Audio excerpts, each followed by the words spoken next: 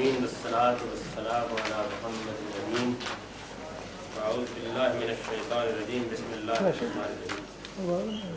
خواتین و حضرات، اس سے پہلے جو بحث ہو چکی ہے اس کے بارے میں چند طالب علموں کے سوالات ہیں جن سے میں اس لحظے کی ابتدا کر رہا ہوں۔ ایک سوال یہ سامنے آیا ہے کہ چاروں مقامات پر اس آیت میں اس تمام اللہ کی آیات کی دعوت کا ذکر کیوں کیا گیا ہے؟ یعنی سوال کا منشا یہ ہے کہ اتنی بات تو واضح ہو گئی کہ انبیاء علیہ السلام اصلاً لوگوں کا تزکیہ کرنے کے لیے آتے ہیں۔ رسالت مآب صلی اللہ علیہ وسلم کی بعثت بھی تزکیے کے لیے ہوئی ہے، اور تزکیے کے لیے جو طریقہ بتایا گیا ہے وہ یہ ہے کہ لوگوں کو قانون اور حکمت کی تعلیم دی جائے۔ لیکن یہ تلاوت آیات کا ذکر اس اہتمام کے ساتھ ہر جگہ کیوں ہوا ہے؟ اس کا ایک خاص پس منظر ہے، اس کو اچھی طرح سمجھ لینا چاہیے۔ سیدنا موسیٰ علیہ السلام بنی اسرائیل کے جلیل القدر ہے۔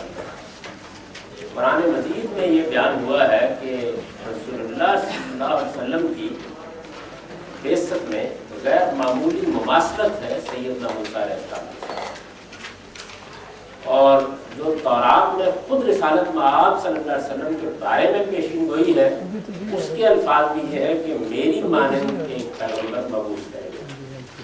ان پر تورات نازل ہوئی، اللہ تعالیٰ نے ان سے کلام کیا۔ یہ انبیاء علیہ السلام کی تاریخ میں غیر معمولی شرف ہے جو سیدنا موسیٰ علیہ السلام کو حاصل ہوا، اور اس کے بعد پھر انبیاء بنی اسرائیل میں جو جلیل القدر پیغمبر آئے ہیں ان میں سے سیدنا داؤد علیہ السلام کو اور پھر آخر میں مسیح علیہ السلام کو یہ شرف حاصل ہوا، یعنی اللہ تعالیٰ نے اپنا کلام ان کے منہ میں ڈالا۔ تو بنی اسماعیل میں اس آخری پیغمبر کی بعثت کیونکہ ایک غیر معمولی واقعہ تھا، تو اس میں اس چیز کو بطور خاص سیدنا ابراہیم نے بھی نمایاں کیا کہ یہ پیغمبر دین کے اصل مقصد کو حاصل کرنے کی جدوجہد کرے گا، یہ شریعت بھی لے کر آئے گا اور یہ لوگوں کو حکمت بھی سکھائے گا، اور اس کے ساتھ یہ بات بھی واضح کر دی کہ شریعت اور حکمت یہ اللہ کے کلام کی صورت میں بھی اس پر نازل ہے۔ چنانچہ اگر آپ تورات کی پیشین گوئی کو دیکھیں تو اس میں خاص طور پر ان دو باتوں کا ذکر کیا گیا ہے، یعنی ایک یہ کہ میں اس پیغمبر کے منہ میں اپنا کلام ڈالوں گا، اور دوسرے اس چیز کا کہ وہ میرا نام لے کر میری بات کہے گا، میری اتھارٹی پر میری بات کہے گا۔ اور یہی وجہ ہے کہ قرآن مجید کی تمام صورتیں بسم اللہ الرحمن الرحیم سے شروع ہوتی ہیں۔ مولانا حمید الدین فرائی نے اس آیت کی تفسیر میں بہت صحیح لکھا ہے کہ بسم اللہ الرحمن الرحیم میں بے سند اور اتھارٹی کو بیان کرتی ہے، یعنی اللہ کے نام سے۔ معاملے کی نوعیت صرف یہ نہیں ہے کہ یہ کلام پیغمبر اپنی طرف سے پیش کر رہے ہیں، بلکہ اللہ کے نام سے اس کے کلام کی حیثیت سے پیش کر رہے ہیں۔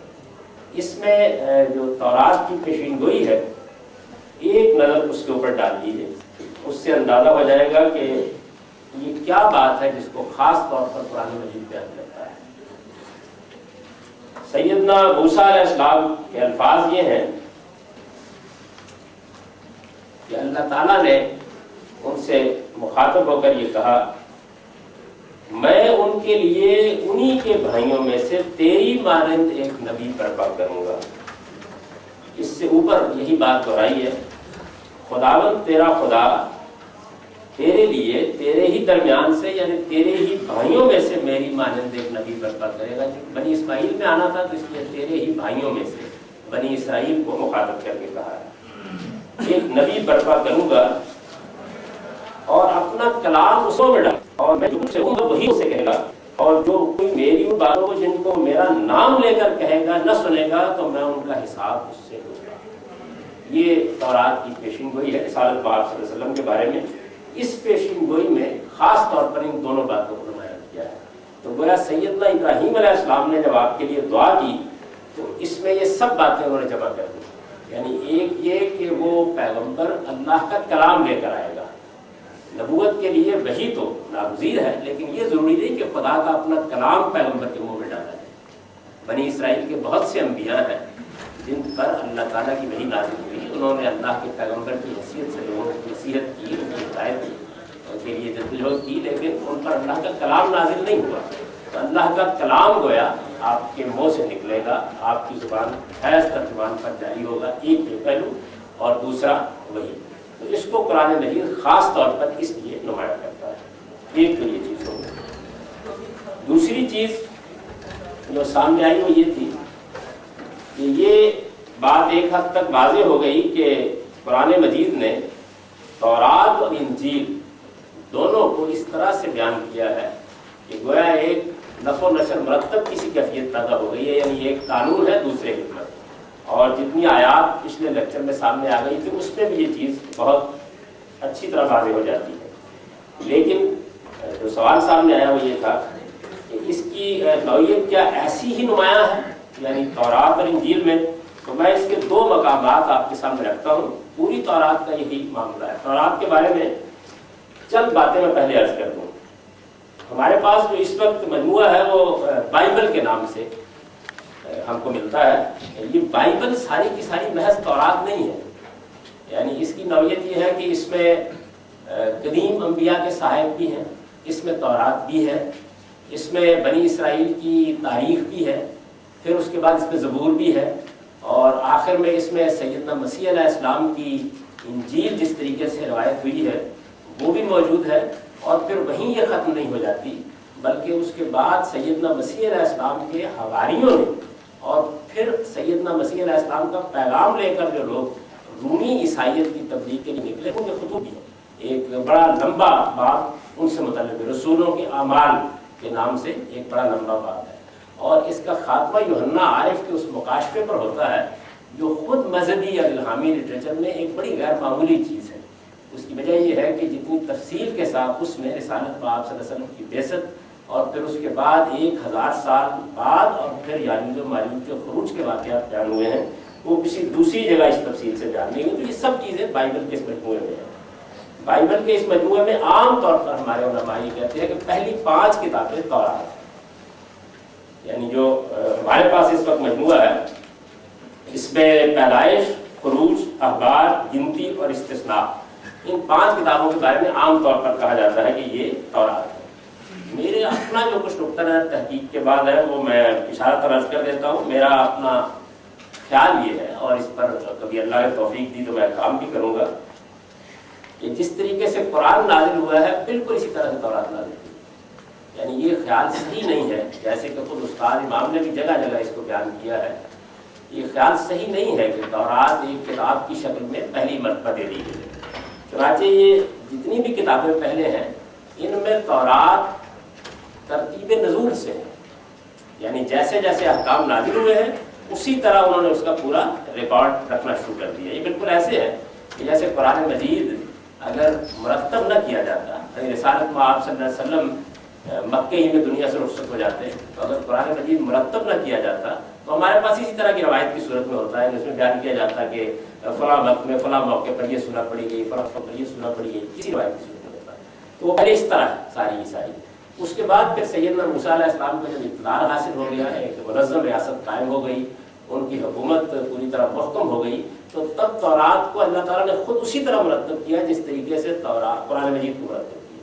قرآن مجید کے بارے میں بھی ہمیں یہ معلوم ہے کہ بعد میں اللہ تعالیٰ نے ایک نئی ترتیب سے اس کو مرتب کیا، اور اس کی تفصیل آگے آئے گی اسی کتاب میری میں۔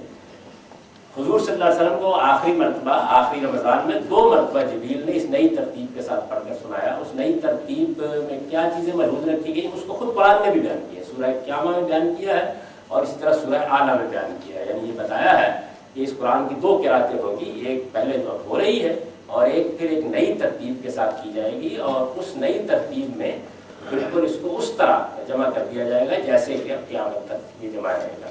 تو بالکل یہی معاملہ وہاں ہوا ہے۔ میرا نقطہ نظر یہ ہے کہ اصل تورات جو بالکل ترتیب دے کر بنی اسرائیل کو دے دی گئی وہ استثناء ہے، یعنی جو 5ویں اور آخری کتاب ہے، اس کو اگر آپ اس زاویے سے پڑھیں گے تو یہ بالکل واضح ہو جائے گا۔ یعنی اس کی ابتدا میں سیدنا موسیٰ علیہ السلام بڑی تفصیل سے خود اس کو بیان کر دیتے ہیں کہ یہ اب تمہارے سامنے وہ ساری چیز دوبارہ رکھی جا رہی ہے۔ چنانچہ یہی وجہ ہے کہ وہی احکام ہیں جو پیچھے بیان ہوئے ہیں، کچھ حق و اضافے کے ساتھ، یعنی جو چیزیں وقتی نوعیت کی تھیں وہ ختم ہو گئی ہیں، جو کچھ درمیان کی تفصیلات تھیں ان کو الگ کر دیا اور مرتب شکل میں سے ہو جائے. تو یہ اس کی نوعیت ہے. چنانچہ تورات کو اگر دیکھنا ہو تو استثناء پڑھنی چاہیے. اب یہ دیکھیے قانون کیا ہوتا ہے، یعنی قرآن مجید کی نوعیت تو میں اس سے پہلے عرض کر چکا کہ وہ قانون بھی ہے، حکمت بھی ہے. اس وجہ سے اس کا مزاج، اس کا اسلوب بالکل مختلف ہے، بہت منفرد اور بہت مختلف. اس میں ایسے نہیں ہوتا کہ ایک باب قانون کا شروع ہو گیا ہے، شریعت کا شروع ہو گیا ہے، بلکہ ایک خاص مدعا کے لیے شروع ہوتا ہے. ایک خاص جگہ شروع ہوتی ہے، تذکیر کے، نصیحت کے، حکمت کے مباحث ایک خاص مضمون کے لیے چلے آ رہے ہوتے ہیں، اور پھر ایک موقع کے اوپر آ کر اللہ تعالیٰ اپنی شریعت کے بعد احکام بیان کر دیتے ہیں. پھر اس حکم سے کوئی بحث پیدا ہو جاتی ہے، اس کو لے لیتے ہیں. اس کے بارے میں کچھ سوالات پیدا ہو جاتے ہیں، اس کو لے لیتے ہیں. یہ قرآن مجید اگر کبھی پڑھنے پڑھانے کا موقع ملا تو آپ سورہ بقرہ میں بہت اچھی طرح دیکھیں گے کہ کیسی عمدہ ترتیب سے شریعت، حکمت، اس کے مباحث ساتھ ساتھ ملے ہوئے. قرآن کا معاملہ یہ ہے. اور اس سے بھی یہ بات واضح ہوتی ہے کہ اس آیت میں رسالت میں آپ صلی اللہ علیہ وسلم کے تقرر کو جس طرح بیان کیا گیا ہے تو اس میں خاص زور دیا گیا ہے.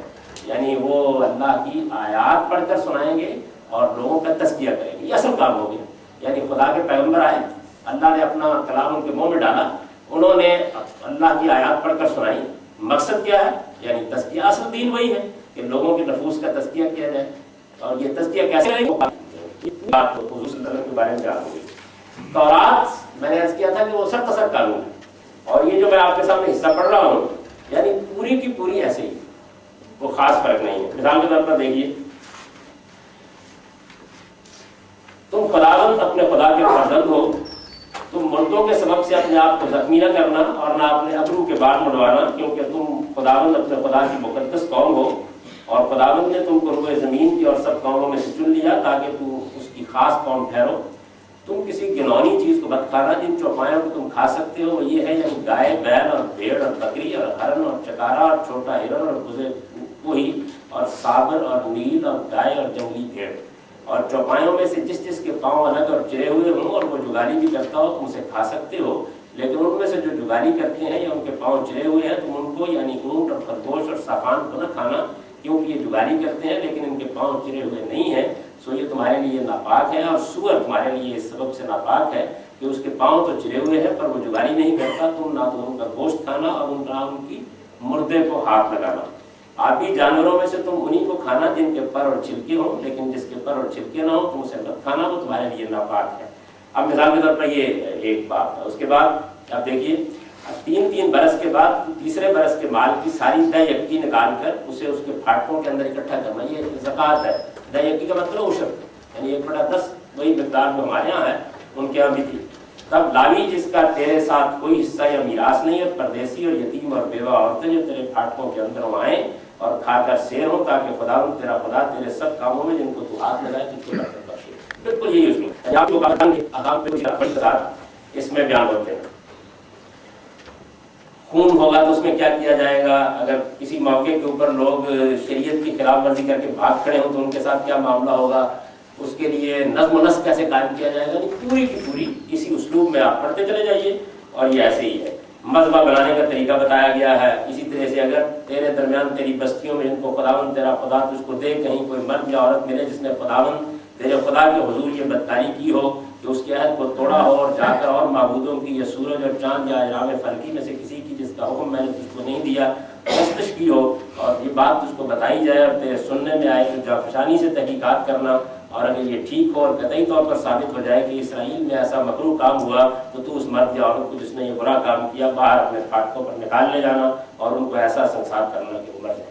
یعنی اس طرح احکام ہی احکام ہے اور بڑی تفصیل کے ساتھ یہ بیان ہوئے ہیں. اس میں ظاہر ہے کہ ترجمے میں بھی کچھ تبدیلیاں ہو گئی ہیں اور بعض جگہوں پر دقت نظر سے مطالعہ کیا جائے تو یہ معلوم ہوتا ہے کہ یہود کی بات کی فقہ بھی شامل ہو گئی ہے. تاہم نصیحت مجموعی اس میں وہ سب چیزیں موجود ہیں جو شریعت کے لحاظ سے بنی اسرائیل پر نازل کی ہے. اب اس کے بعد یہ دیکھیے کہ انجیل کیا کہتی ہے. انجیل میں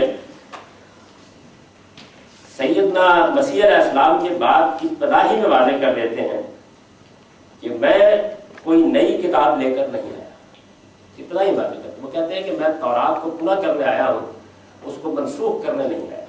یعنی یہ تورات اللہ تعالیٰ کی کتاب ہے، اس میں جو شریعت بیان ہوئی ہے میں اس شریعت میں کوئی کمی بیشی نہیں کروں گا، لیکن اس شریعت کے پیچھے کیا چیز ہے، وہ کس حکمت پر مبنی ہے، اصول پر مبنی ہے، اس کو وہ نہایت خوبصورت اسلوب میں بیان کرتے ہیں۔ آپ اس کی ایک مثال دیکھیے، یہ وہی مشہور ان کا پہاڑی کا باز ہے، اس سے اندازہ ہو جائے گا کہ کیا فرق ہے دونوں میں، یعنی کیوں یہ کہا جاتا ہے کہ تورات قانون ہے اور یہ سراپا حکمت ہے۔ وہ اس بھیڑ کو دیکھ کر پہاڑ پر چڑھ گیا، اور جب بیٹھ گیا تو اس کے شاگرد اس کے پاس آئے اور وہ اپنی زبان کھول کر ان کو یوں تعلیم دینے لگا، مبارک ہے وہ جو دل کے غریب ہیں کیونکہ آسمان کی بادشاہی انہیں کی ہے، مبارک ہے وہ جو غمگین ہیں کیونکہ وہ تسلی پائیں گے، مبارک ہے وہ جو حلیم ہیں کیونکہ وہ زمین کے وارث ہوں گے، مبارک ہے وہ جو راست بازی کے بھوکے اور پیاسے ہیں کیونکہ وہ آسودہ ہوں گے، مبارک ہے وہ جو رحم دل ہیں کیونکہ ان پر رحم کیا جائے گا، مبارک ہے وہ جو پاک دل ہیں کیونکہ وہ خدا کو دیکھیں گے، مبارک ہے وہ جو راست بازی کے سبب سے ستائے گئے ہیں کیونکہ آسمان کی بادشاہی انہیں کی ہے، جب میرے سبب سے لوگ تم کو لعن طعن کریں گے اور ستائیں گے اور ہر طرح کی باتیں تمہاری نسبت ناحق کہیں گے تو تم مبارک ہوگے، خوشی کرنا اور نہایت شادمان ہونا، کیونکہ آسمان پر تمہارا اجر بڑا ہے، اس لیے کہ لوگوں نے ان نبیوں کو بھی جو تم سے پہلے تھے اسی طرح ستایا تھا۔ تم زمین کے نمک ہو، لیکن اگر نمک کا مزہ جاتا رہے تو وہ کس چیز سے نمکین کیا جائے گا، پھر وہ کسی کام کا نہیں، سو اس کے سوائے اس کے کہ باہر پھینکا جائے اور آدمیوں کے پاؤں کے نیچے روندا جائے۔ تم دنیا کے نور ہو، جو شہر پہاڑ پر بسا ہے وہ چھپ نہیں سکتا، اور چراغ جلا کر پیمانے کے نیچے نہیں بلکہ چراغ دان پر رکھتے ہیں تو اس کے گھر کے سبب سب لوگوں کو روشنی پہنچتی ہے۔ اسی طرح تمہاری روشنی آدمیوں کے درمیان چمکے تاکہ وہ تمہارے نیک کاموں کو دیکھ کر تمہارے باپ کی جو آسمان پر ہے تمجید کریں۔ ابھی دیکھیے کیا کہتے ہیں، یہ نہ سمجھو کہ میں تورات یا نبیوں کی کتابوں کو منسوخ کرنے آیا ہوں، منسوخ کرنے نہیں بلکہ پورا کرنے آیا ہوں، کیونکہ میں تم سے سچ کہتا ہوں کہ جب تک آسمان اور زمین ٹل نہ جائیں ایک نقطہ یا ایک شوشہ تورات سے ہرگز نہ ٹلے گا جب تک سب کچھ پورا نہ ہو جائے۔ بس جو کوئی ان چھوٹے سے چھوٹے حکموں میں سے بھی کسی کو توڑے گا اور یہی آدمیوں کو سکھائے گا وہ آسمان کی بادشاہی میں سب سے چھوٹا کہلائے گا، لیکن جو ان پر عمل کرے گا ان کی تعلیم دے گا وہ آسمان کی بادشاہی میں بڑا کہلائے گا۔ کیونکہ میں تم سے کہتا ہوں کہ اگر تمہاری راست بازی فقیہوں اور فریسیوں کی راست بازی سے زیادہ نہ ہوگی تو تم آسمان کی بادشاہی میں ہرگز داخل نہ ہوگے۔ اب کیا کرتے ہو، تم سن چکے ہو کہ اگلوں سے کہا گیا تھا کہ خون نہ کرنا، اور جو کوئی خون کرے گا وہ عدالت کی سزا کے لائق ہوگا، یعنی وہ قانون بیان کرتا، پہلے قانون بیان کیا، لیکن میں تم سے یہ کہتا ہوں کہ جو کوئی اپنے بھائی پر غصے ہوگا وہ عدالت کی سزا کے لائق ہوگا، یعنی تو نیچے دے بات یہاں سے شروع ہونی چاہیے، اور جو کوئی اپنے بھائی کو پاگل کہے گا وہ صدر عدالت کی سزا کے لائق ہوگا۔ یہ آخر میں واضح ہو جائے گا کہ اصل میں وہ قیامت کی عدالت کا ذکر کر رہا ہے، اور جو اس کو احمق کہے گا وہ آگ سے جہنم کا سزاوار ہوگا۔ بس اگر تو قربان گاہ پر اپنی نظر گزرانتا ہو اور وہاں تجھے یاد آئے، یعنی ایک ریچول ہے نا کہ قربان گاہ پر جا کر قربانی دینی ہے، تو کہتے ہیں کہ اگر تو قربان گاہ کے آگے اپنی نظر گزار رہا ہو اور تجھے یاد آئے کہ میرے بھائی کو مجھ سے کچھ شکایت ہے، تو وہیں قربان گاہ کے آگے اپنی نظر چھوڑ دے اور جا کر پہلے اپنے بھائی سے ملاپ کر تب آ کر اپنی نظر گزار۔ یہ اب دین کی وہ حکمت واضح کر رہے ہیں۔ جب تک تو اپنے مدعی کے ساتھ راہ میں ہے اس سے جلد صلح کر لیں۔ مدعی یعنی مقدمہ لے کے آیا، یہودیوں میں چونکہ قانون اور اس کی منشلاتیاں بہت عام ہو گئی تھی، آپ دیکھیں کتنی خوبصورتی سے بیان کرتے ہیں، کہیں ایسا نہ ہو کہ مدعی تجھے منصف کے حوالے کر دے اور منصف تجھے سپاہی کے حوالے کر دے اور تو قید خانے میں ڈالا جائے۔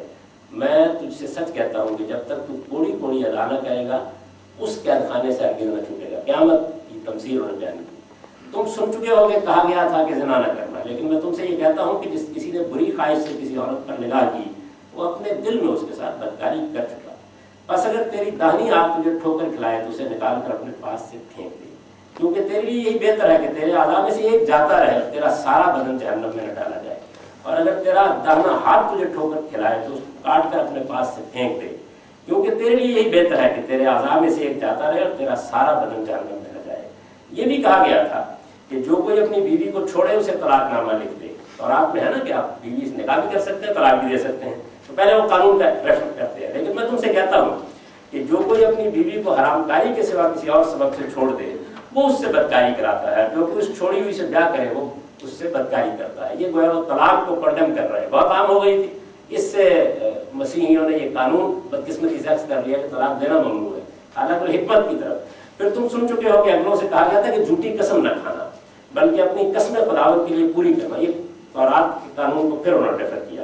لیکن میں تم سے کہتا ہوں کہ بالکل قسم نہ نہ تو آسمان کی کیونکہ وہ خدا کا تخت ہے، نہ زمین کی کیونکہ وہ اس کے پاؤں کی چوکی ہے، نہ یروشلم کی کیونکہ وہ بزرگ بادشاہ کا شہر ہے، نہ اپنے سر کی قسم کھانا کیونکہ تو ایک بال کو بھی سفید یا کالا نہیں کر سکتا، بلکہ تمہارا کلام ہاں یا نہیں میں ہونا چاہیے کیونکہ جو قسمیں کھاتے ہیں وہ کبھی سے کھاتے ہیں۔ یہ ہے نا ایک خاص آدمی کے اندر بار بار پہ قسم کھانے کی۔ تم سن چکے ہو کہ کہا گیا تھا کہ آنکھ کے بدلے آنکھ اور دانت کے بدلے دانت۔ اب انہوں نے اس قانون کو بیان کیا، قرآن میں بھی ہے، تورات میں یہی قانون۔ تم سن چکے ہو کہ کہا گیا تھا کہ آنکھ کے بدلے آنکھ اور دانت کے بدلے دانت، لیکن میں تم سے یہ کہتا ہوں کہ شریر کا مقابلہ نہ کرنا، بلکہ جو کوئی تیرے داہنے گال پر تماچا مارے دوسرا بھی اس کی طرف پھیر دے۔ یہ وہ حکمت میں کس جگہ پر لے آئے ہیں۔ اور اگر کوئی تجھ پر نالش کر کے تیرا کرتا لینا چاہے تو چوگا بھی اسے دے دینا، اور جو کوئی تجھے ایک پوسٹ بیگار میں لے جائے اس کے ساتھ 2 پوسٹ چلے جانا، اور جو کوئی تجھ سے مانگے اسے دے دے، اور جو تجھ سے قرض چاہے اس سے موڑ موڑ۔ تم سن چکے ہو کہ کہا گیا تھا کہ یہ وہ تورات کو اپنے پڑوسی سے محبت رکھ اور اپنے دشمن سے عداوت۔ یہ خاص وہ قانون ہے جس میں اصل میں بنی اسرائیل نے قتال کیا ہے، اس کے احکام کی آیت سے شروع ہوتے ہیں۔ لیکن میں تم سے یہ کہتا ہوں کہ اپنے دشمنوں سے محبت رکھو اور اپنے ستانے والوں کے لیے دعا کرنا، تاکہ تم اپنے باپ کے جو آسمان پر ہے بیٹے ٹھہرو، کیونکہ وہ اپنے سورج کو بدوں اور نیکوں دونوں پر چمکاتا ہے، اور راست بازوں اور ناراستوں دونوں پر میں برساتا ہے۔ کیونکہ اگر تم اپنے محبت رکھنے والوں سے محبت رکھو تو پھر تمہارے لیے اجر کیا ہوا؟ کیا محصول لینے والے بھی ایسا نہیں کرتے؟ اگر تم اپنے بھائیوں ہی کو سلام کرو تو کیا زیادہ کرتے ہو؟ کیا غیر قوموں کے لوگ بھی ایسا نہیں کرتے؟ کہ چاہیے کہ تم کامل ہو جیسا کہ تمہارا آسمانی باپ کامل ہے۔ خبردار، اپنے راست بازی کے کام آدمیوں کے سامنے دکھانے کے لیے نہ کرنا، نہیں تو تمہارے باپ کے پاس جو آسمان پہ ہے تمہارے لیے کچھ اجر نہیں ہوگا۔ آگے کچھ حصے تو آپ چھوڑ دیجئے تو آگے ہے، اور جب تم روزہ رکھو تو ریاکاروں کی طرح اپنی صورت اداس نہ بناؤ، کیونکہ وہ اپنا منہ بگاڑتے ہیں تاکہ لوگ ان کو روزہ دار جانیں۔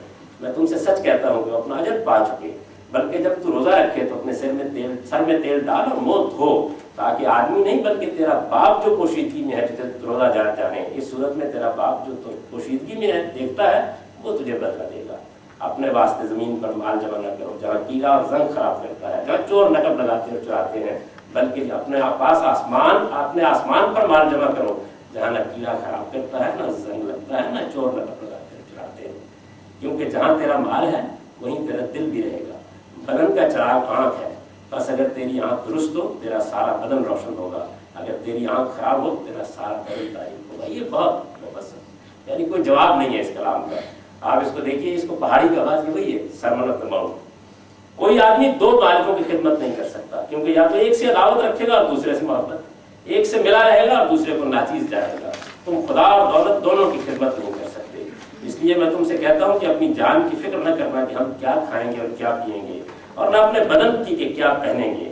کیا جان خوراک سے اور بدن پوشاک سے بڑھ کر نہیں؟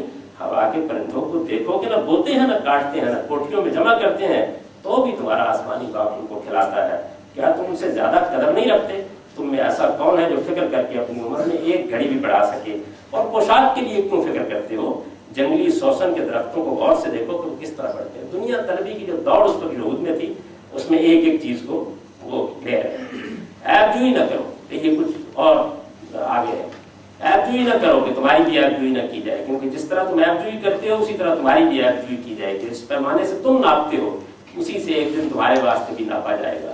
تو کیوں اپنے بھائی کی آنکھ کے تنکوں کو دیکھتا ہے اور اپنی آنکھ کے شتیر پر غور نہیں کرتا؟ اور جب تیری ہی آنکھ میں شتیر ہے تو اپنے بھائی سے کیوں کر کہہ سکتا ہے کہ لا تیری آنکھ میں سے تنکا نکال دو؟ اے ریاکار، پہلے اپنی آنکھ میں سے شتیر تو نکال لے، پھر اپنے بھائی کی آنکھ سے تنکوں کو بھی اچھی طرح دیکھ کر نکال لے۔ پاک چیز کتوں کو نہ دو اور اپنے موتی سوروں کے آگے نہ ڈالو، ایسا نہ ہو کہ وہ ان کو پاؤں تلے روندیں اور پلٹ کر تم کو پھاڑے۔ مانگو تو تم کو دیا جائے گا، ڈھونڈو تو پاؤ گے، دروازہ کھٹکھٹاؤ تو تمہارے واسطے کھولا جائے گا۔ کیونکہ جو کوئی مانگتا ہے اسے ملتا ہے، جو ڈھونڈتا ہے وہ پاتا ہے، جو کھٹکھٹاتا ہے اس کے واسطے کھولا جائے گا۔ تم میں ایسا کون سا آدمی ہے کہ اگر اس کا بیٹا اس سے روٹی مانگے تو اسے پتھر دے گا، یا اگر مچھلی مانگے تو اسے سانپ پکڑائے گا؟ بس جبکہ تم برے ہو کر اپنے بچوں کو اچھی چیزیں دینا جانتے ہو تو تمہارا باپ جو آسمان پر ہے اپنے مانگنے والوں کو اچھی چیزیں کیوں نہ دے گا؟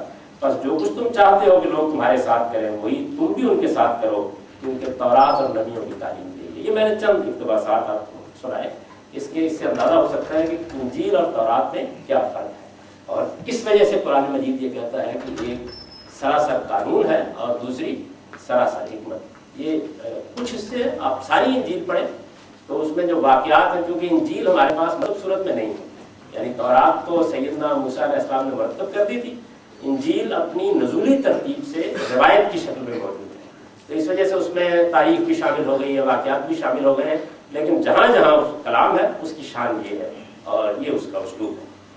اس سے آپ اندازہ کر سکتے ہیں کیا ہے۔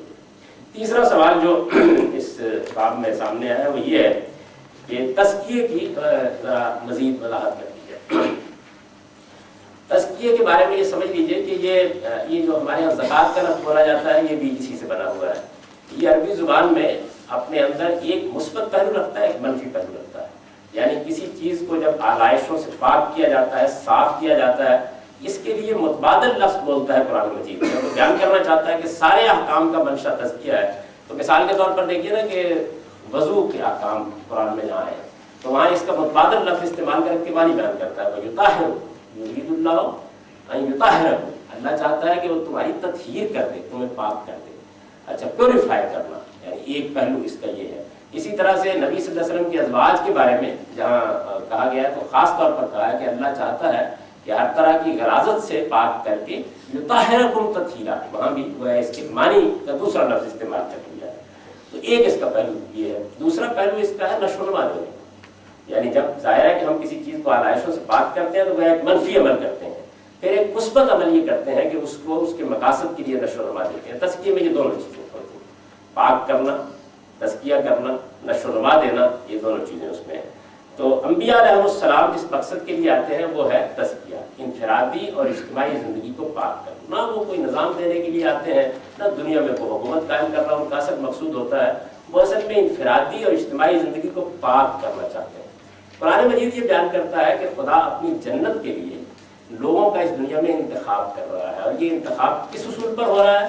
اس اصول پر ہو رہا ہے کہ کون اپنے آپ کو پاک کر کے زندگی بسر کرتا ہے اور کون ناپاکی میں زندگی بسر کرتا ہے، یعنی اخلاقی پاکیزگی اور ناپاکی، یہ زیر بحث ہے۔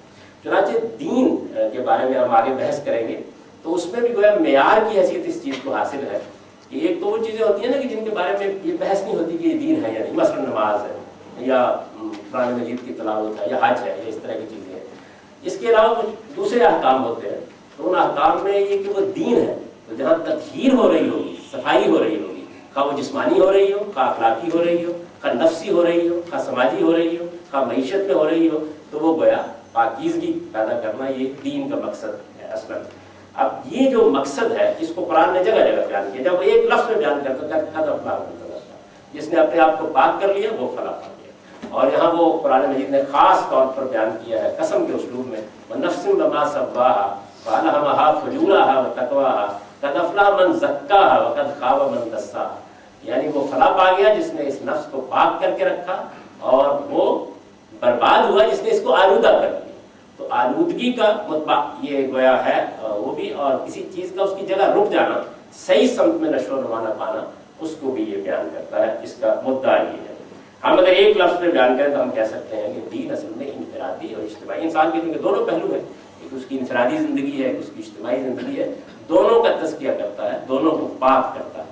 کیسے پاک کرتا ہے؟ یعنی یعلمہم الکتاب والحکمہ، اس کے لیے ان کو قانون سکھاتا ہے اور اس کے لیے ان کو حکمت کی تعلیم دیتا ہے۔ حکمت ہمارے علم کو پاک کرتی ہے اصلاً، اور کتاب اصل ہمارے عمل کو پاک کرتی ہے، علم اور عمل دونوں کا مجموعہ ہے انسان۔ تو یہ چیز ہے جس کو یہاں بیان کیا گیا، تزکیے سے ہوتا ہے یہ۔ اسی طرح ایک آخری سوال اس باب میں یہ سامنے آیا کہ یہ جو آیت ہے یہ کیا یعنی اس میں محض بیان ہے، یا اس میں جو یہ الفاظ ہے کہ هو الذی بعث فی الامین، تو اس محل میں اس کا کیا مدعا بنتا ہے؟ کیونکہ باقی جگہوں پر بھی یہ اسی طرح کے مضمون کے سیاق میں آئی ہے۔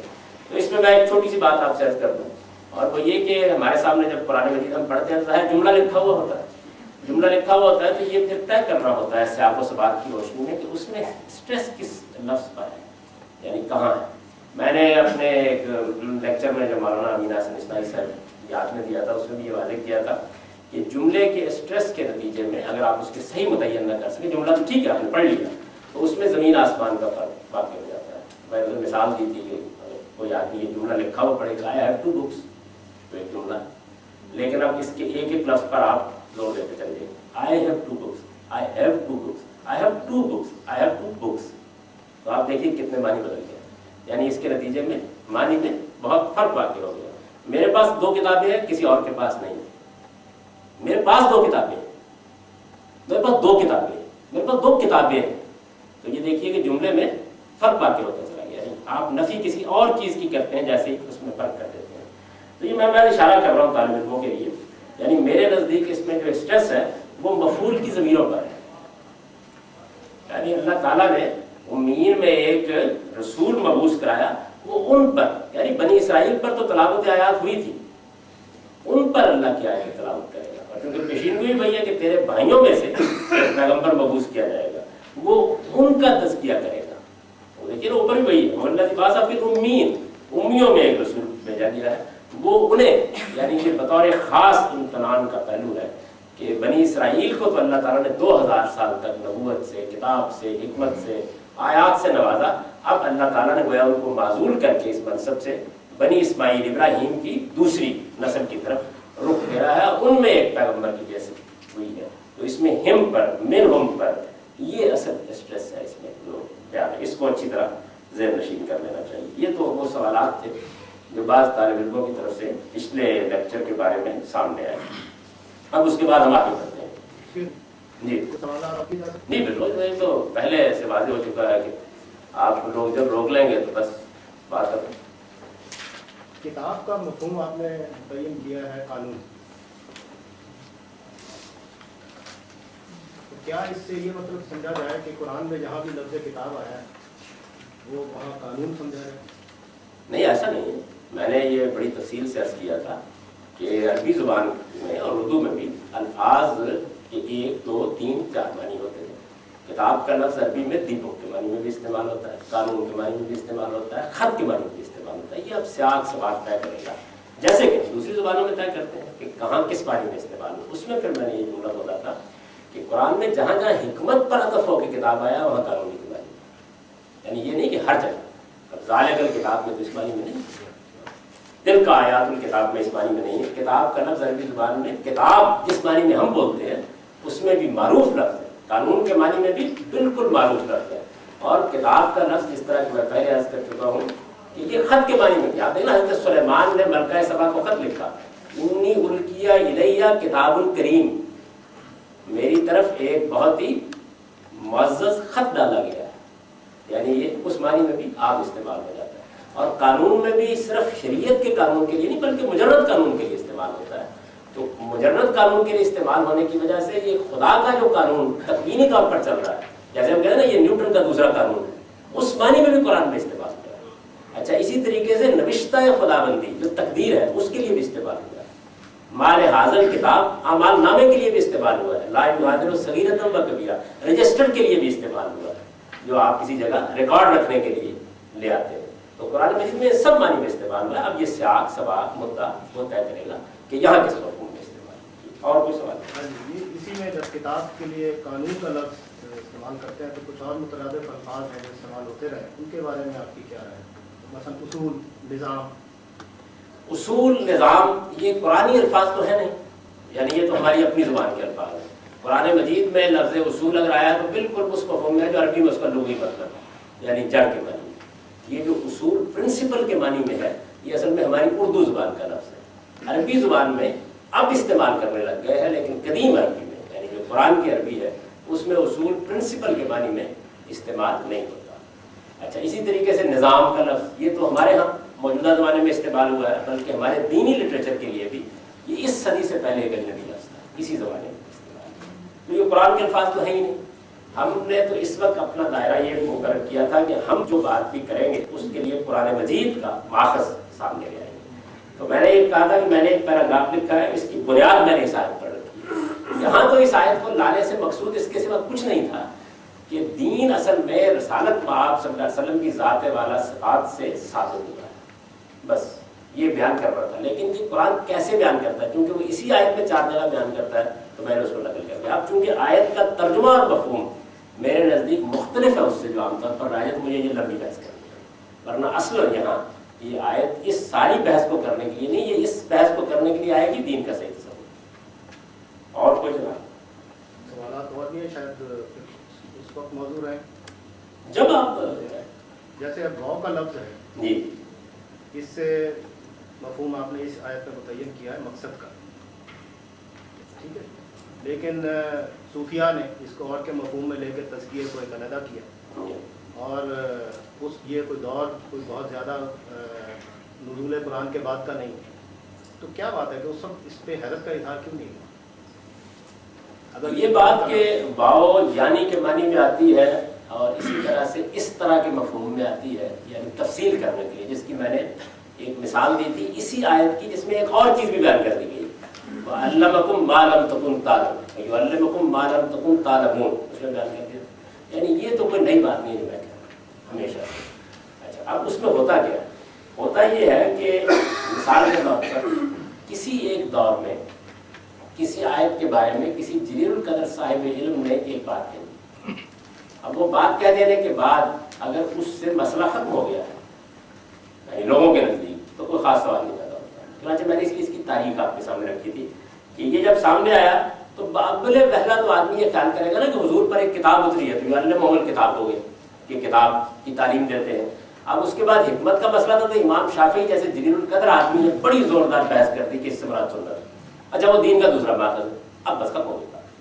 अच्छा, ज़मख़शरी चूँकि ज़ुबान बयान का बड़ा अच्छा इल्म रखता है, तो मैंने इसलिए उसका खास तौर पर हवाला दिया था कि जब उसने 5वीं-6वीं सदी में आकर अपनी तफसीर लिखी, तो सबसे पहले जब ये आयत आई, तो अब उसका ज़ौक़ इसको गवारा करता कि हिकमत से मुराद वो चीज़ ले ले जो आमतौर पर बयान की जाए। तो उसने कहा इससे मुराद असल में वो कवानीन और शराय और अहकाम है, ये उसने मुराद दिया। और फिर उसके बाद आगे सुन्नत जो इमाम शाफी ने कहा उसको कबूल कर लिया। ये हो गया, जब ये हो गया तो उसके बाद फिर इस पर कोई ख़ास गौर खौज करने का अमल हमारे यहाँ सिरे से हुए। ये मौलाना हमीदुद्दीन फ़राई पहले आदमी हैं कि जिन्होंने मुफ़र्रदातुल कुरान में इस लफ्ज़ हिकमत के ऊपर एक नोट लिखा, क्योंकि उनकी वो किताब है जिसमें उन्होंने कुरान मजीद की उन 70 अल्फाज पर बहस की है, जिसके बारे में उनका ख्याल ये है कि उनका शेड या तो सही वाज़ेह नहीं हुआ या उनके मुद्दा में कोई खराबी पूरी उम्मत के लिटरेचर में पैदा हुई। वही 60-70 अल्फाज उन्होंने मुंतखब किया, उसमें हिकमत का लफ्ज़ उन्होंने मुंतखब किया और पहली बार ये इशारा किया कि यहाँ से मुराद उनकी जहाँ जहाँ हिकमत के साथ किताब आया है वहाँ ये शराय और उसूल शराय उनके अपने अल्फाज ये हैं कि शराय किताब यानी शरीयत और उसूल शराय उनकी बुनियाद वो बयान किया। तो ये इसकी तारीख, और इसमें तो कोई शक नहीं है कि एक लंबे अरसे तक ये सूरत हाल रही। चुनांचे आप ये देखिए कि इस आयत को बुनियाद बनाकर इस नुक्ता नज़र को साबित करने की हमारे इस दौर में बड़ी गैर मामूली बहसें हुई। ये रिसालत में आप सल्लल्लाहु अलैहि वसल्लम सिर्फ किताब लेकर नहीं आए, बल्कि उसके साथ सुन्नत भी लेकर आए और उसका माखज़ यही आयत करार दी। ये आमतौर पर लेकिन एक सवाल ये भी पैदा होता है कि अरबी में यकीनन मकसद को या ऑब्जेक्टिव को बयान करने के लिए और अल्फाज भी होंगे, जैसे फॉर एग्जांपल ले, और कुरान अमूमन जब मुख्तलिफ जगह मुख्तलिफ आयात लाता है तो मुख्तलिफ अल्फाज ला के उसको वाज़ेह करता है।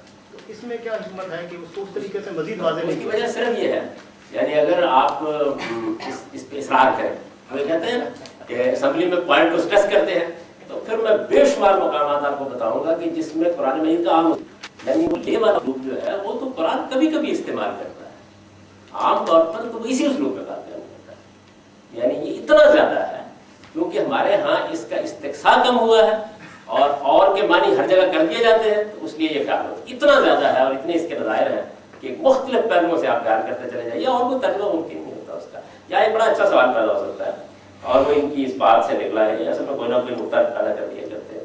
वो सवाल ये है कि जब हम किसी लफ्ज़ के मानी तय करते हैं तो एक मरला तो वो होता है कि हमें इतलाक़ करना, यानी हमें पता है कि एक लफ्ज़ के 10, 5, 7 मानी है और किसी एक आयत या किसी एक जुमले पे इतलाक़ करना। एक ये है कि पहली मरतबा जब मानी साबित किए जाते हैं तो वो उन मकामात से साबित किए जाते हैं जहाँ दूसरी कोई तावील मुमकिन नहीं। यानी ये ज़ुबान का आम कायदा है, जब हम कहते हैं ना इस लफ्ज़ के ये मानी दी है तो वहाँ दूसरी कोई तावील मुमकिन नहीं होती। या ये है कि जैसे ही असल तावील सामने रखी जाती है तो मालूम होता है कि वो जो गलत तावील की जा रही थी उसको जुमले में उठा के फेंकती, ये सूरत होती है। मैं इसकी एक मिसाल आपको देता हूँ। इसकी मिसाल ये है कि हमारे यहाँ हमारी जो लुगत की किताबें हैं उनमें लफ्ज़ गुस्सा कुरान में 2 मकामात पर आया है और लफ्ज़ गुस्सा का मतलब ये लिखा हुआ है कि वो कूड़ा करकट جو بالکل زرد سا ہو جاتا ہے، یعنی کسی چیز کا بوسیدہ ہو جانا، اور بوسیدہ ہو کے جو وہ صورت اختیار کرتے ہیں اس عربی میں غصہ کہتے ہیں۔ قرآن مجید میں ایک مقام پر جب اس کا ترجمہ یہ کیا جاتا ہے، دو جگہ ہے کیا جاتا ہے تو بالکل مطلب وہ کوئی اس میں تردد نہیں پیدا ہوتا، یہ معنی ہے لفظ کی۔ اب یہ ہے کہ دوسرا مقام قرآن مجید کا ایسا ہے کہ جس میں اگر تو آدمی نظر انداز کر دے، اور دیکھیے آپ کے سامنے نظر انداز کر دے تو نظر انداز کر دینے میں تو ہر چیز ٹھیک ہوتی، نہ کرے دیکھیے میں ابھی آپ کو اس مثال دیتا ہوں تو آپ یہ مان جائیں گے کہ نہیں سوال پیدا ہوتا ہے۔ میں قرآن مجید کی بڑی چھوٹی صورتوں میں سب اسم ربک الاعلی الذی خلق فسوى والذی قدر فہدی والذی اخرج المرعى فجعلہ غثاء احوا۔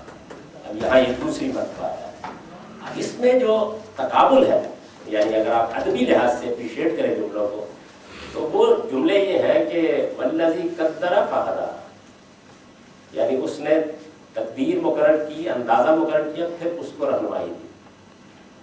یعنی یوں سمجھ لیجیے کہ ایک بات جو ہے وہ پہلے ابتدائی بیان ہوئی اور پھر اس کو آگے بڑھا دیا۔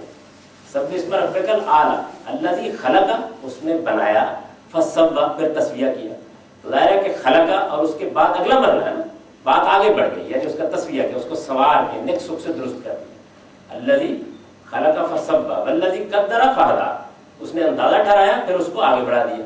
اب اس کی مثال دی ہے قرآن میں، والذی اخرج المرعى، اس نے ایک کوپل نکالی، فجعلہ غثاء احوا، اب میں اس کا ترجمہ کرتا ہوں، اس کو کوڑا کر کے بنا دیا۔ تو قبول کرتا ہے، نہیں قبول کرتا، اب وہی ترجمہ اٹھا کے دیکھ لیجیے ترجمے میں خود امام فرائی یہ کہتے ہیں کہ 40-45 سال تک میں یعنی میرا ذوق اس کو ماننے کے لیے تیار نہیں ہوا، یہاں تک کہ پھر مجھے یہ معلوم ہو گیا، اور اس کے دلائل انہوں نے دے دیے مفردات القرآن۔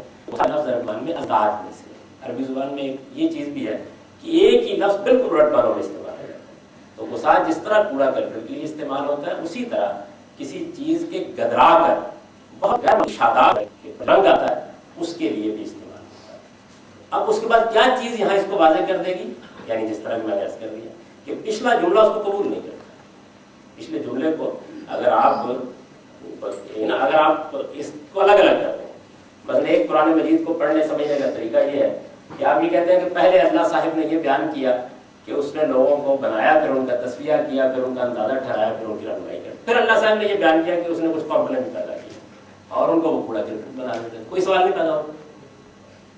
تو یہ قرآن مجید میں ایک میں نے مسئلے کی مثال دی۔ اسی طرح اور مثال دیکھی، اس سے بھی آپ یہ سمجھیں گے کہ لفظ کا شیڈ جو ہے وہ کیا مسائل پیدا کرتے ہیں۔ میں نے مولانا اصلاحی میموریز لیکچر میں بھی یہ مثال دی تھی کہ سورہ والضحیٰ ہے، اب اس میں اللہ تعالیٰ یہ بیان کرتے ہیں کہ نبی صلی اللہ علیہ وسلم الم یجدک یتیما فآوی ووجدک ضالا فہدی ووجدک عائلا فاغنی فاما الیتیم فلا تقہر واما السائل فلا تنہر واما بنعمت ربک، عام سورہ ہے، یاد ہے سب کو، آپ اس کو الگ الگ لے لیجیے کوئی فرق نہیں پڑتا۔ لیکن اگر ایک باذوق آدمی اعلیٰ کلام کو اپریشیٹ کر رہا تو وہ پڑھے گا تو یہ صاف نظر آ رہا ہے کہ پہلے 3 چیزیں بیان کی ہیں جو دی گئی، پھر اس کا کوئی حق بیان کیا گیا۔ اب کیسے؟ الم یجدک یتیما فآوی فاما الیتیم فلا تقہر، دیکھیے نا مقابلے میں، یعنی اگر آپ اس کو رکھیں الم یجدک یتیما فآوی، یعنی کیا ہم نے تجھے یتیم نہیں پایا اور ٹھکانہ دیا، ووجدک عائلا فاغنی ووجدک ضالا فہدی، جویائے راہ پایا، راستہ تلاش کرتے پایا تو راستہ نہیں دکھایا، ووجدک عائلا فاغنی، اور تجھے محتاج پایا تو غنی نہیں کیا، یعنی یہ 3 ہو گئے نا۔ اب دیکھیے اما الیتیم فلا تقہر، یہ بالکل ٹھیک ہو گئے، بھئی یتیم پایا تو ٹھکانہ دیا۔ اب یتیم اگر تمہیں نظر آئے، یعنی رسول اللہ کو مخاطب کر کے کہا ہے تو اس کے ساتھ برے طریقے سے پیش نہ ہو، یعنی اسے ڈانٹو نہیں، اما الیتیم فلا تقہر۔ اب ادھر کیا کہا تھا، ووجدک ضالا فہدی، ہم نے تجھے راستہ تلاش کرتے پایا تو راستہ دکھا دیا، اس کے مقابل میں آ گیا نا ادھر واما السائل فلا تنہر، سائل وہ مانگنے والا بھی ہوتا ہے جو آپ کے پاس آ کے پیسے مانگتا ہے، اور وہ بھی ہوتا ہے جو پیغمبر کے پاس سوال کرنے کے لیے آتا ہے کہ جی مجھے دین بتائیے، تو 2 پہلو پیدا ہو گئے۔ تو اگر آپ اس کو مقابل میں رکھ کے دیکھیں گے تو پھر آپ کا ذوق شہادت دے گا کہ یہاں اصل میں گلی والا سائل مراد نہیں ہے، یعنی گویا جملوں کی تعریف یہ ہے کہ ہم نے تجھے चुयाए राह पाया तो रास्ता दिखाया अपना, यानी तेरे ऊपर खुदा। अब कोई पूछने आ जाती मोहम्मद साइला फलाता था, तो ये दूसरा साइल मुराद हो गया। अच्छा आप तीसरे को देखिए, वो है ना कि वजदा का आयलन फागना, मोहताज बना तो गनी कर दिया। उसके जवाब में क्या गया, अम्मा की नेमत रखने का फायदा, यानी हिदायत की नेमत हमने उसका मोहताज पाया तो गनी कर दिया, यानी किताब हिकमत कानून शरीयत सब दे दिया।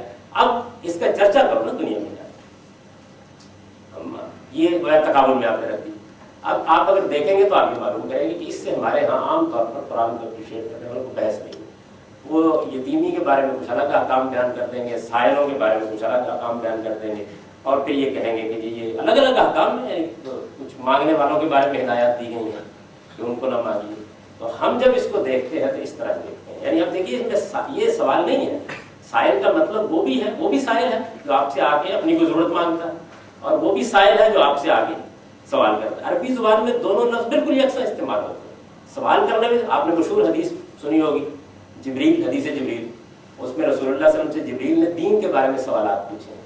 तो हुजूर से जब उन्होंने पूछा है कि क़यामत के बारे में बताइए, तो आपने फरमाया मन मसूलो बेआलमाना मिनस्साइल, यानी पूछने वाले से, सवाल करने वाले से, जिससे सवाल पूछा गया ज्यादा इल्म नहीं रखता। हमारा इल्म क़यामत के बारे में यकसा है। तो अरबी में साइल का लफ्ज जो बिल्कुल आम इस्तेमाल होता है, सवाल करने वाले अपनी कोई इस तरह की दीनी जरूरत सामने रखना है। मैं बात समझ में नहीं आ रही मुझे, समझा दीजिए। तो इस पर अब ये फैसला करना होगा कि ऊपर के तीनों जुमलों का रब क्या पता करता है, यानी यहाँ किस मानी में लिया जाए, इससे मानी मुतय्यन होते हैं। जैसे टाइम भी हो गया, अनाउंसमेंट करके 7:20 पे खत्म होगा पहला से। हाँ देखो मेरी घड़ी के मुताबिक होगा ना, आप घड़ी के मुताबिक ऐलान करते हैं, ये बिल्कुल गलत है। वो आपके हिसाब से मैं कह रहा हूँ, वो अनाउंसमेंट करना है आपको, वो याद करा। तो बस ये इन्होंने याद करा दिया है, और ये है कि अगले जुमेरात को आप लोगों को छुट्टी रहेगी। छुट्टी पर आमतौर पर तालिब में बहुत खुश होते हैं। असल में मैं मेरे पाँव की उंगली टूट गई थी, उसमें 2-3 महीने में उसमें कोई नहीं जा सका, तो मैंने अब्बाब से कराची और हैदराबाद में वादा किया गया था। वो 3-4 मसरूफियात इकट्ठी हो गई, तो मैंने उनको जमा कर दी।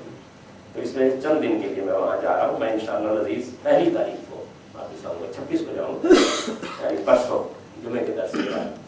तो जुमे का दर्स भी एक मरतबा नहीं होगा, और ये भी तो ये मैंने आपको इसकी मिसालें दी कि जो लफ्ज़ जो है उसको किस तरह से अप्रिशिएट करना चाहिए। कुरान मजीद के साथ ये हादसा हुआ है कि इस तरह की अप्रिसिएशन उसकी ये आम तौर पर, यानी अगर आप तफसीरों को देखेंगे तो आम तौर पर ये बहस नहीं होती है। मैं आप फरमाएंगे, मैं एक और आपके साथ मिसाल रखता हूँ। ये मैंने दोनों मिसाल रखी जो आमत और बरूद गलतियाँ, यानी मुसार लावा का तर्जुमा हर आदमी कर रहा है कि खशोखाशात कर दिया, तो उसको कोई तरद्दुद नहीं होता, इत्मीनान से कर देते हैं, क्योंकि हर आयत अलग मुद्दा बयान कर रही है। बिल्कुल इसी तरीके से जब ये बात वाज़ेह हो गई कि भाई अल्लाह ताला ने खुदा के पैगंबर को किताब दी थी और तज़किया करते थे, वो पाक तो बनाते ही थे ना, तो ये मसला भी हल हो गया। अब उसके बाद हिकमत रह गई, वो इमाम शाफी के नज़दीक सुन्नत हो गई, बात खत्म हो गई। यानी असल में बात खत्म हो जाती है बहुत से मामलात में, तो फिर लोग उस पर सवाल नहीं उठाते। अब जो सवाल मैंने उठाए, हो सकता है कि आपको अपील न करें, आप उनको सुनिए। अगर उससे मुद्दा वाज़ेह होता है तो बहुत अच्छी बात है, नहीं वाज़ेह होता तो बस एक खिदमत समझ लीजिए। अब मैं आपसे अर्ज़ करता हूँ, कुरान मजीद की एक बड़ी मशहूर सूरह है, सूरह मुदस्सर। सूरह मुदस्सर में उसका आप कोई तर्जुमा, कोई कुरान मजीद का तर्जुमा निकाल के पढ़ लें। मैं आम तर्जुमे के लिहाज से उसका तर्जुमा कर देता हूँ।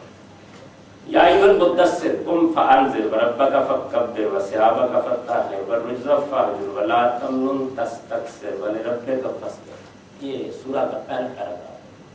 अब आम तरीके पे इसका तर्जुमा किया जाता है, वो पढ़ देता हूँ।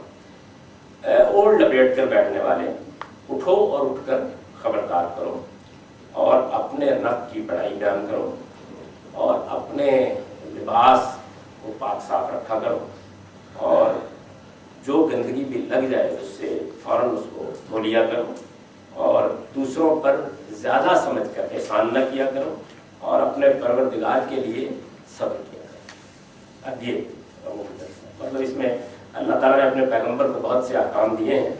उनमें यह है कि कपड़ों की सफाई रखनी चाहिए आदमी को, इसी तरह गंदगी गलाजत लग जाए तो उससे पाक कर लेना चाहिए, लोगों पर ज़्यादा एहसान नहीं जताने चाहिए। सारी अच्छी नेक बातें, यानी अच्छी बातें। अब ये देखिए कि मैं आपसे अर्ज़ करता हूँ कि हम इसको कैसे देखते हैं सूरह।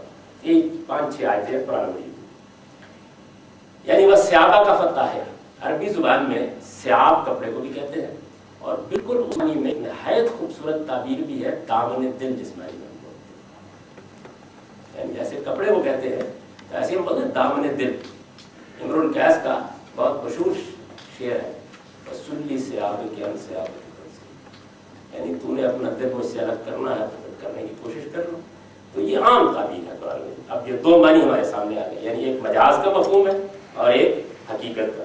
हकीकत में ये कपड़ा है जिसको आप धो देते हैं, और दामन दिल वो ज़ाहिर है कि एक मजाज की ताबीर है। अच्छा, इसी तरह गंदगी, गंदगी का लफ्ज़ कुरान में जिस तरीके से उस गंदगी के लिए आता है जो हमें कहीं लग जाती है, बिल्कुल इसी तरीके से अखलाक की गलत के लिए आता है। अच्छा, खमर और मैसर के बारे में, जुए और शराब के बारे में क्या है, रिज्सुम मिन अमलिश शैतान। ये रिज्स एक ही चीज़ है, यानी कोई फर्क नहीं है इसके। इसका मतलब ये हुआ कि गंदगी में भी दो पहलू हो सकते हैं। अच्छा, ला तमनुन, अरबी जुबान में जिस तरह मन्ना ये मुन का लफ्ज़ जो है ये एहसान करने के लिए आता है, इसी तरह किसी चीज़ को काट कर ख़त्म कर देने के मानी में आता है। देखिए बड़ी मशहूर सूरह है, सूरह 3, उसमें ये आता है ना अजरुन गैर ममनून, उनके लिए गैर मुनक़ते अजर होगा, यानी ऐसा अजर जो कभी ख़त्म नहीं होगा। तो ये अब देखिए दो शेड आ गया, लफ्ज़ के मानी में दो पहलू हो गए। अब चूँकि मैं दूसरे मुद्दा को तरजीह देता हूँ तो मैं तर्जुमा करता हूँ। आप देखिए, यानी रिसालत महमद सल्लल्लाहु अलैहि वसल्लम को इस सूरह में इंज़ार आम का हुक्म दिया गया है। ओढ़ लपेट कर बैठने वाले, उठो और इंज़ार आम के लिए खड़े हो जाओ और अपने रबी की बड़ाई बयान करो और अपने दामन दिल को पाक रखो, शिर्क की गंदगी से अपने आप को अलग कर लो और अपनी सही को ज़्यादा समझ कर मुनक़ते न करो और अपने परवरदिगार के फैसले का इंतज़ार करो। कि ये कैसे यानी 5-6 आयतों में ऐसे मालूम होता है कि जैसे एक रवां दरिया है। तो जाहिर है कि ये कुरान मजीद का अपना एक पहलू है। इसमें अब कह सकते हैं कि ये उस पानी में क्या गलती है, तो कोई गलती, यानी बस ये ज़ौक़ का मसला है, इसको आप इसके लिए दे सकते हो। मुझे इस पर डांट पड़ी हुई थी, आयत मुझे हमेशा याद रहती। मेरे उस्ताद मौलाना मीना इस्लाही जब पढ़ा रहे थे हमको, तो वो उन्होंने पूछा कि भाई तस्तक़सिर क्या है, तो मैंने कहा कि तस्तक़सिर इस्तिराब भी हो सकता है, हाल भी हो सकता है, यानी ये वो फन में नहब का सवाल है।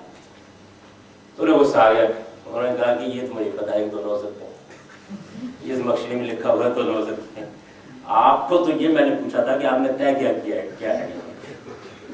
तो खैर मैंने कहा चलिए ये मुश्किल हो गई बात। तो अगले दिन मैं ज़रा थोड़ा पीछे बैठ गया, तो उन्होंने कॉल कर लिया, जावेद साहब कहाँ है, ऐसे पूछते थे। तो किसी ने बताया ये बैठे हुए, उन्होंने कहा ये क्या सवाल है। मेरा ख्याल था कि डांट पड़ेगी, तो मैंने इस पर मैंने भी गौर नहीं किया। उन्होंने किताब बंद कर दी, उन्होंने कहा गौर कौन फरमाएगा। तो ये मुझे इस पर बहुत डांट पड़ी हुई है।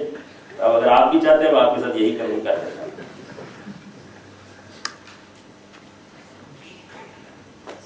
इसका ताल्लुक इससे है, यानी आपके सामने एक लफ्ज़ के 10-5 मानी होते हैं, आपके सामने 10 ताबीरें होती हैं। अब आपने देखना है कि जुमला किसको कबूल करता है, कलाम का हुस्न किससे नुमाया होता है। कुरान मजीद ने एक मकाम पर बड़ी खूबसूरत बात कही है कि जब उनके सामने कोई बात आती है तो जब तक उन्होंने अहसन, वो उसका बेहतरीन पहलू लेते हैं। तो बेहतरीन पहलू में यानी फसाहत किस जुमले में है, लफ्ज़ किसको कबूल करता है। हमारा कहना यह है कि कुरान मजीद किसी दूसरे मुद्दा को कबूल ही नहीं करता, यानी अगर सिर्फ ये है कि उसको देख लिया जाए कि वो क्या चीज़ है, ये बात बहुत दूर निकल जाएगी। मैं आपको बहुत सी मिसालें देता, ये मैंने 3 मिसालें उन जगहों की दी हैं जिन पर बिल्कुल इजमा है उन तर्जुमों के ऊपर जो मैंने उसके मुकाबले में, यानी मुसा नहवा का भी यही हाल है।